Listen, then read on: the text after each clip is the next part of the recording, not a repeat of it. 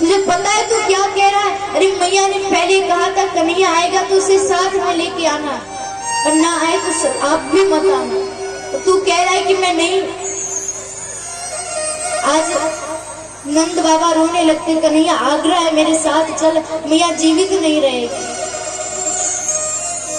कन्हैया मना करते, वालों ने कहा कन्हैया हमारे साथ चल, तूने कहा था ना जब जाऊंगा तो बाबा के साथ ही आ जाऊंगा। अब तू मैया क्या कहेगा? तू तो जाएगा नहीं, मैया हमसे पूछेगी, हम क्या कहेंगे मैया से?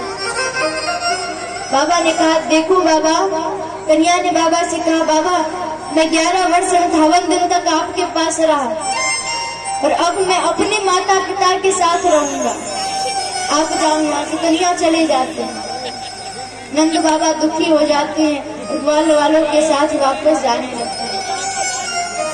आज कन्हैया 1 वर्ष के लिए जाते हैं संदीपनी मुनि के पास शिक्षा ग्रहण करने के लिए। वहां से आते हैं, भूख लगी थी, मैया देवकी से कहा मैया भूख लगी है, कुछ खाने को दे दो।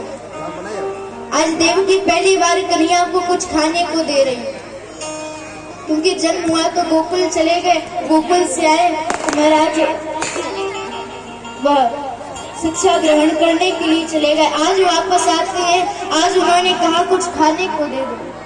माँ बड़ी प्रसन्न हो जाती है,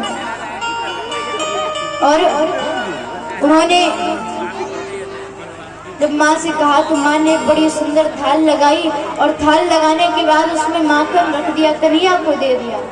कन्हैया बड़े प्रसन्न हुए, लेकिन जैसे उनकी नजर उस माखन पर गई, आंखों से अश्रुधारा बहने लगी, और थाल को छोड़ करके अपने कक्ष में चले जाते हैं।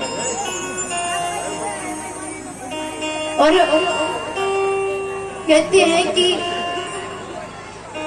कहीं कहीं कोई ऐसा घर होता है जहाँ की खिड़की से सारे घर दिखते हैं, स्पष्ट नहीं लेकिन दूर से सारे घर के छत दिखते हैं। तो कन्हैया का भी घर ऐसा ही था।